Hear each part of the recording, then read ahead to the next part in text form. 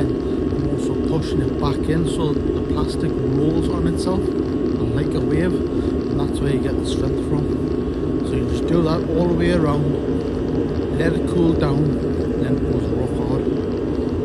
That is if you can't get it behind as well. You can get behind it and do that on both sides. Just heat it up again and just carry on.